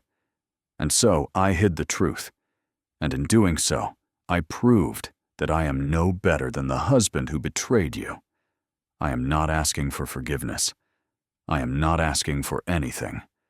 I am simply telling you that I am sorry, truly, deeply sorry, for treating you as something to be protected rather than someone to be respected. If you ever wish to speak to me again, I will be waiting. I will always be waiting. Yours in whatever way you will allow." Thaddeus. Genevieve read the letter 3 times. Then she folded it, placed it in her desk drawer, and did not respond. A month passed. More letters arrived, not pleading, not demanding, just present. Updates on the legal proceedings. News of Lily Porter, who had given birth to a healthy boy and was settling into a new life in York, far from the scandal. Information about Walter's imprisonment, about the Crenshaw's failing health, about the various loose ends being tied up by the Duke's solicitors. Each letter ended the same way. If you ever wish to speak to me again, I will be waiting. Genevieve did not respond to any of them, but she kept them. All of them. In a drawer in her desk, bound with a ribbon, read and reread in the quiet hours of the night when sleep would not come. Another month passed. The gifts began to arrive, not for Genevieve, but for Rosalind. A doll with real hair, a picture book about horses, a warm coat for the winter, lined with fur, more expensive than anything the girl had ever owned. "These are from the Duke," Rosalind said, her eyes shining. "Aren't they, Mama?" "Yes, darling. Why doesn't he come visit? I liked him. He listened when I talked, not like Papa used to." Genevieve did not know how to answer. "He and I had a disagreement," she said finally. "He did something that hurt me, and I am not certain I can forgive him for it." "What did he do?" "He hid something from me, something important, because he thought knowing would make me sad." Rosalind considered this with 7-year-old gravity. "Did knowing make you sad?" "Yes. But would not knowing have made you sadder if you found out later that he had hidden it?" Genevieve stared at her daughter. "Yes," she admitted. "It would have. Then maybe he just made a mistake. People make mistakes sometimes, even people who love us." Rosalind hugged her new doll to her chest. "Papa didn't make mistakes, Mama. Papa lied on purpose, to get money, because he didn't care about us. That's different from making a mistake, because you care too much." Out of the mouths of babes. That night, Genevieve took the letters out of her drawer and read them again. All of them, from first to last. And she thought about what her daughter had said. Papa lied on purpose. The Duke made a mistake because he cared too much. Was there a difference? Could she forgive one man for doing something wrong for the right reasons, when she could not forgive another for doing something wrong for selfish ones? She did not know, but she thought perhaps it was time to find out. The next morning, she sat down at her desk and wrote a reply. "Your Grace, I am not ready to forgive you. I am not certain I ever will be. But I am willing to listen to what you have to say. Come to tea on Thursday at 3 o'clock. Rosalind will be present. If you can convince me that you understand what you did wrong, truly understand, not merely apologize, then perhaps we can begin again. I make no promises." Genevieve Crenshaw. She sent the letter before she could change her mind. Thursday arrived cold and gray, with frost on the windows and ice in the air. Thaddeus appeared at precisely 3 o'clock, dressed soberly in dark wool, his face drawn and pale. He looked, Genevieve thought, as though he had not slept properly in months, as though the separation had cost him as dearly as it had cost her. "Good. Your Grace." She did not rise to greet him, did not offer her hand, simply gestured to the chair across from her, where Rosalind was already seated with her new doll. "Mrs. Crenshaw." He sat, his movements careful, his eyes never leaving her face. "Thank you for seeing me." "Thank Rosalind. She convinced me to give you a chance." He turned to the girl, and something in his expression softened. "Then I am in your debt, Miss Rosalind. I shall endeavor to be worthy of your faith." "You hurt Mama," Rosalind said bluntly. "You made her cry." "I know. And I am sorrier for that than I can ever express. Why did you hide things from her? She doesn't like it when people hide things." Thaddeus was silent for a long moment. "Because I was afraid," he said finally. I was afraid that if she knew the full truth, she would break, and I could not bear to be the one who broke her. But you broke her anyway, by hiding it. Yes. His voice was rough. I know that now. I thought I was protecting her, but I was really just protecting myself from having to watch her suffer. That was selfish of me, and wrong. Rosalind studied him with her mother's eyes, sharp, assessing, missing nothing. Mama says you care too much, that you made a mistake because you cared too much. Your mother is very generous. She's not generous. She's fair. Rosalind turned to Genevieve. I think he's sorry, Mama. Really sorry. Not pretend sorry like Papa used to be. Genevieve looked at the man sitting across from her, this powerful Duke who had been brought low by a 7-year-old's interrogation. He was not defending himself, was not making excuses, was simply accepting the judgment of a child because he knew the child was right. Why should I trust you? She asked quietly. You say you will not hide things from me again. But how do I know that's true? How do I know that the next time something difficult arises, you won't decide, again, that I'm too fragile to handle it? You don't. He met her eyes. You have no reason to trust me. I have given you every reason not to. All I can offer is my word, and the knowledge that I have learned from this mistake, in a way I will never forget. What have you learned? That you are not fragile, that you have survived things that would have destroyed a weaker person, that you deserve a partner who respects your strength, not a protector who underestimates it. He leaned forward, his voice intense. I was so focused on sparing you pain that I forgot you had already endured more pain than most people face in a lifetime. You did not need to be shielded from the truth. You needed to be trusted with it. Genevieve felt something shift in her chest, the first crack in the wall she had built around her heart. And if something difficult happens in the future, if you learn something that you know will hurt me, then I will tell you immediately. I will trust you to handle it. And I will be there to help you through it if you want me, not by hiding the pain, but by sharing it. She was silent for a long moment. I need time, she said finally. I am not ready to forgive you, but I am willing to try. The hope that blazed in his eyes was almost painful to witness. That is more than I deserve. Yes, she agreed. It is. But when she walked him to the door, she let her hand brush against his, just for a moment, just long enough to feel the warmth of his skin. And when he looked back at her from the threshold, she did not look away. The courtship began again from the beginning. Thaddeus came to tea every Thursday. He brought gifts for Rosalind, books, toys, a pony that she named Starlight and rode every day. He brought flowers for Genevieve, never roses, which reminded her of funerals, but wild flowers from the moors around Ravenscar, picked by his own hands. He told her everything, every detail of his investigation, every decision he had made, every mistake and misstep along the way.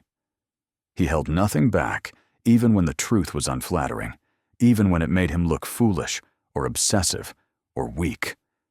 And slowly, week by week, Genevieve felt the wall around her heart begin to crumble. It was not a dramatic collapse, not a single moment of revelation or forgiveness. It was a gradual thaw, like ice melting in spring, a touch that lingered a moment longer than necessary, a smile that came unbidden at the sound of his voice, a warmth that spread through her chest when she saw him walking up the path to her door. She was falling in love with him, not with the fantasy he had constructed, not with the idea of being saved by a wealthy duke, but with him, the real him, the flawed, obsessive, terrified man who had made terrible mistakes and was trying so hard to be better. And she found that she wanted to let herself fall. It was on a cold December afternoon, 3 months after his first apology, 6 months after the trial, that everything finally changed. They were sitting in her parlor, Rosalind practicing her letters, while Genevieve and Thaddeus talked quietly by the fire. The conversation had wandered from mundane topics to deeper ones, and somehow they had arrived at the subject of trust. "I trust you," Genevieve said suddenly. Thaddeus went very still. "What? I trust you." She reached out and took his hand, the first time she had initiated contact since the night in his study, so many months ago. "I trust you to tell me the truth, even when it hurts. I trust you to respect my strength. I trust you to be there when I need you." "Genevieve, I am not finished." She squeezed his hand. "I trust you, and I think I am ready to forgive you. Not because what you did was right, but because you have shown me that you understand why it was wrong. Because you have changed. Because you are not the same man who hid the truth from me all those months ago. I will spend the rest of my life trying to be worthy of that forgiveness. I know." She smiled. A real smile, the first she had given him in half a year. "That's why I'm giving it." He kissed her then, not the desperate, consuming kiss of the night before the exhumation, but something gentler, something that spoke of patience and hope and the long road they had traveled to reach this moment. "I love you," he said against her lips. "I have loved you for 4 years. I will love you until I die." "I know." She pulled back just far enough to meet his eyes. "I love you too." From across the room, Rosalind's voice piped up. "Does this mean the Duke is going to be my new papa?" They both laughed, surprised, joyful, the sound of 2 people who had found their way back to each other against all odds. "Would you like that?" Thaddeus asked, turning to face the girl. Rosalind considered the question with her usual gravity. "Only if you promise never to hide things from Mama again." "I promise." "And only if you teach me to jump my pony over the big fence." "That can be arranged." "Then yes," Rosalind nodded decisively. "You can be my new papa." They were married in the spring. The ceremony took place in the small chapel at Ravenscar Hall, its ancient stone walls softened by centuries of prayer and celebration. Sunlight streamed through stained glass windows, casting patterns of red and gold and blue across the flagstone floor. The air smelled of beeswax candles and the spring flowers that decorated the altar. Daffodils and primroses, symbols of new beginnings after the long winter. The wedding was intimate, just Rosalind as flower girl, Mrs. Blackett as honored guest, the Duke's most trusted servants, and a few friends who had stood by Genevieve through the darkest years. No society matrons, no gossiping lords, no one who had whispered about the poor widow or the cold Duke. Just the people who mattered. Genevieve wore blue, pale as the spring sky, bright as hope renewed. She had worn black for 5 years, mourning a man who had never deserved her tears. She would not wear white, the color of innocence she no longer possessed, but blue, the color of trust, of truth, of clear-eyed courage. That felt right. When she walked down the aisle on the arm of the Duke's elderly steward, who had volunteered for the honor, she saw Thaddeus waiting at the altar with an expression she had never seen on his face before. The cold, controlled mask he wore in public had fallen away entirely, leaving only a man, vulnerable, hopeful, trembling, watching the woman he loved approach. There were tears in his eyes. The Duke of Ravenscar, who had never shown emotion to anyone, who had built walls so high that even his closest associates didn't know what lay beneath. That man was crying openly as she walked toward him. Genevieve felt her own eyes fill in response. They spoke their vows in voices rough with feeling. When the vicar asked if anyone knew of any impediment to the marriage, Rosalind called out, "No, they love each other." And the chapel filled with laughter. When the vicar pronounced them man and wife, Thaddeus kissed her with such tenderness that Genevieve thought her heart might break from the sweetness of it. And then Rosalind was throwing flower petals into the air and cheering, and Mrs. Blackett was weeping into her handkerchief, and everything was joy.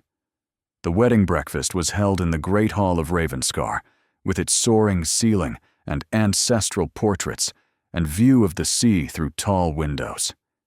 It was modest by ducal standards, but to Genevieve, who had spent 5 years measuring every penny, it seemed impossibly lavish.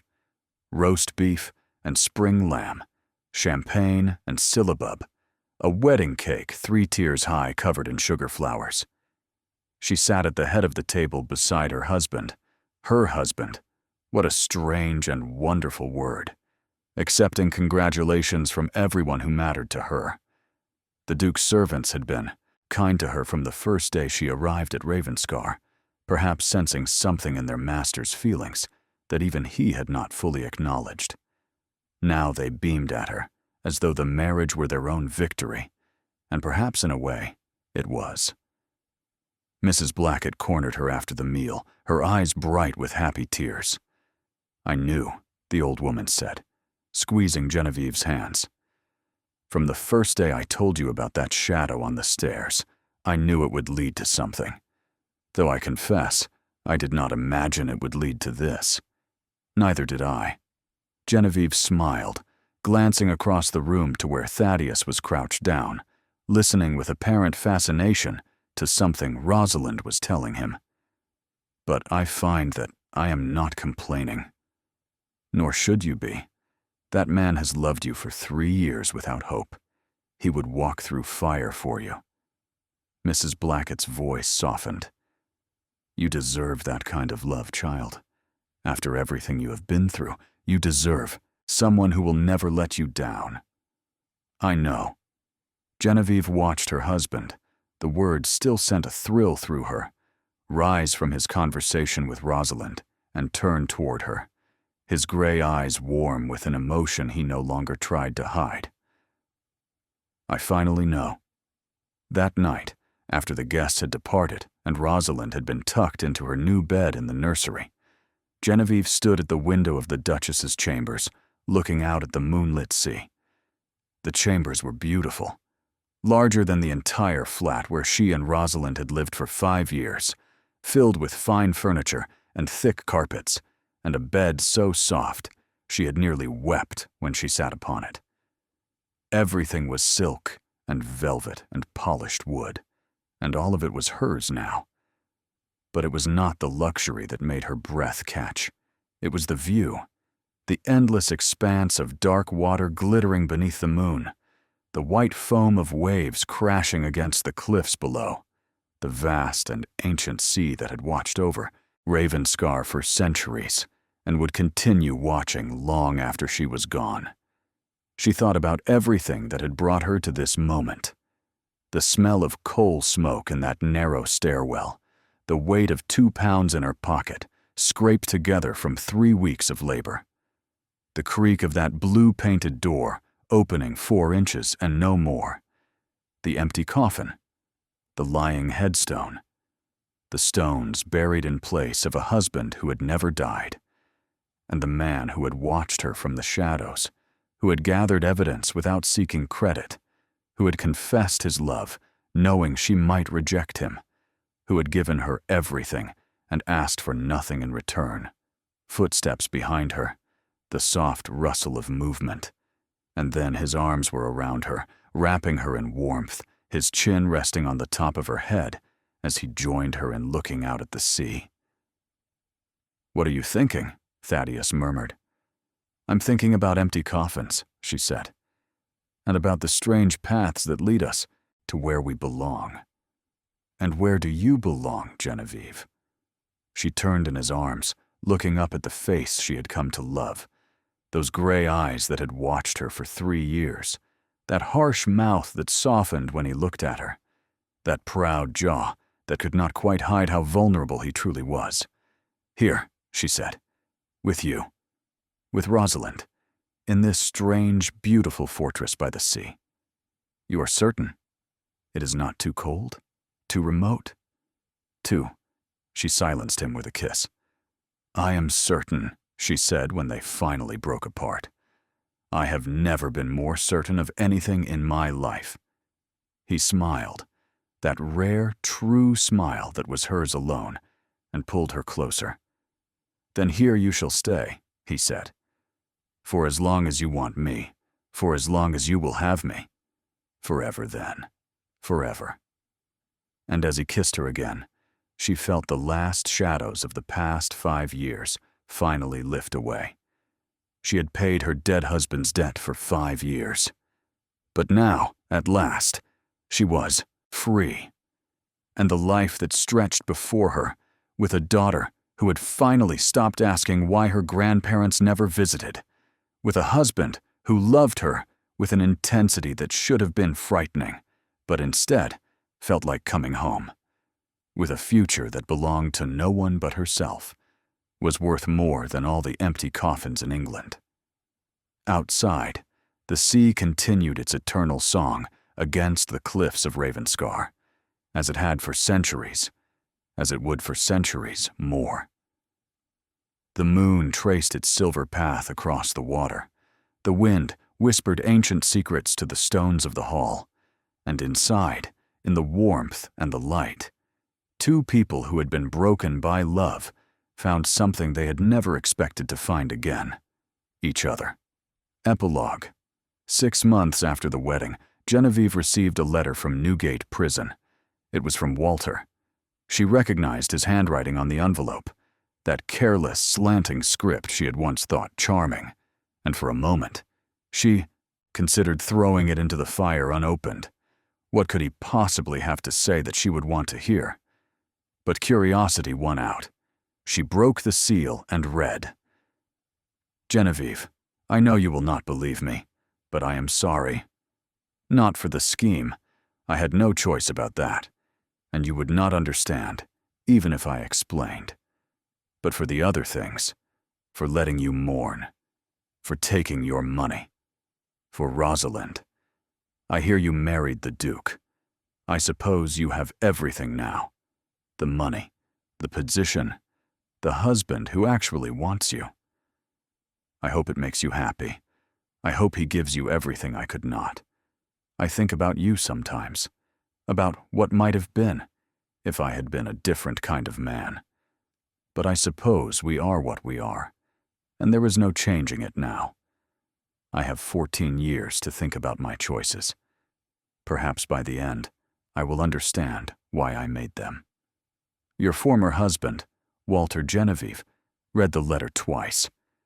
Then she folded it carefully, walked to the fireplace, and fed it to the flames. She did not feel anger. She did not feel satisfaction. She felt only a distant pity for a man who had never understood what he had, and so had thrown it all away. "What was that?" Thaddeus's voice came from the doorway. He was holding Rosalind's hand. They had been out riding together, a new tradition that the girl adored, and his gray eyes were watchful. "Nothing important," Genevieve said. "Just a ghost, finally putting itself to rest." She crossed the room and kissed her husband, her real husband, the one who had waited 3 years and would wait 300 more if she asked him. "Now," she said, smiling up at him, "tell me about your ride. Did Rosalind manage the jump over the stream?" And as her daughter launched into an excited account of her equestrian adventures, Genevieve felt the last traces of Walter Crenshaw fade away like smoke on the wind. She was home. She was loved. And she would never pay another debt that was not her own. As you step away from this story, I want you to think about something. Have you ever discovered that something you believed with all your heart, something that shaped your choices, your sacrifices, your entire life, was built on a lie? And if so, what gave you the courage to face the truth? I believe we all carry buried truths within us. Sometimes they are painful. Sometimes they are liberating. But they are always, in the end, necessary. Genevieve spent 5 years paying a debt that did not exist, mourning a man who did not deserve her tears. But when the truth finally emerged, it did not destroy her. It set her free. This story reminds me why I started this channel. There's something powerful about tales of people who were overlooked, exploited, dismissed, finally being seen for who they truly are, finally claiming the justice and the love they deserve. I have to pause here and tell you, when I first wrote the scene where Genevieve slapped the Duke, I had to step away from my desk. The collision between her rage at being watched and his desperate, flawed love, it genuinely affected me. And when she finally goes to him at the end, when Rosalind asks if he's going to be her new papa, I won't lie, I may have gotten a little emotional. These are the moments I live for. The moments when a story stops being words on a page and becomes something that moves us, that reminds us what it means to be human. Thank you for spending this time with me today. If this story moved you, leave a comment telling me what you thought. Where are you watching from? What time is it where you are? And most importantly, have you ever discovered a truth that changed everything? Share this story with someone who needs to hear that it is never too late to discover the truth, never too late to fight for yourself, never too late to find love in unexpected places. And until next time, remember, even the coldest hearts can learn to burn. Even the deepest graves can be opened. And even the longest deceptions must, in the end, come to light. This has been the Duke's Revenge. Good night, my friends, wherever in the world you are.